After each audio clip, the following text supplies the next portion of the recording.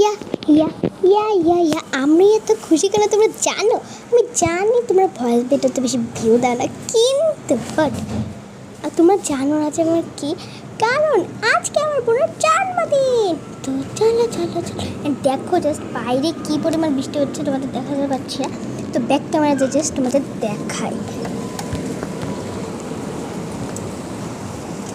তো দেখতে পাচ্ছ কী পরিমাণ বৃষ্টি যে হয়েছে। অ্যান্ড আমি তো আমার বোনের যে হ্যাপি বার্থডে সেটা হচ্ছে এপ্রিলের 30 তারিখে, আর আমি এত যে মানে খুশি কেন সেটা জানো?